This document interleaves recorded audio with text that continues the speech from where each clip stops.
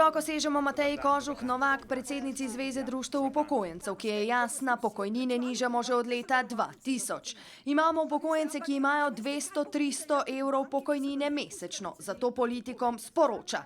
Ne vprašajo svoje tete, strice, če imajo že starši njihovi dovolj, koliko imajo denarja in kako živijo s tem. A veste, prevečkrat slišim pri teh ljudeh, kako, vsi znajo preživeti s 300 evri. Ja, umrejo res lahko in tudi umirajo.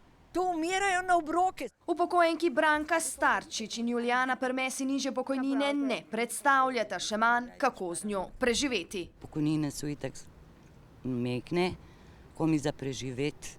Tako da se na listek piše, kaj se kupi lahko ali v Eurospinu ali pa v Lidlu ali pa ne vem. Je treba pa res samo najnujnejše, drugače pa nobenih priboljškov ne moreš si več privoščiti.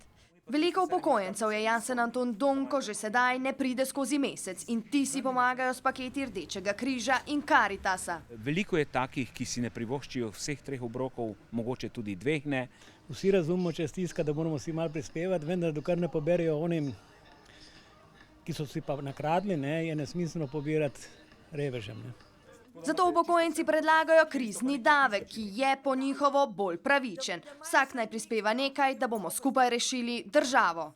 Zdaj pa zgleda, da delamo samo tisti, ki imamo mehne pokojnine in mehne plače, tisti, ki imajo pa jahte, ki imajo Mercedese, ki imajo denar v tujih bankah, ne naredijo pa nič, samo še naprej užemajo državo. Ja pa kam bomo pa prišli?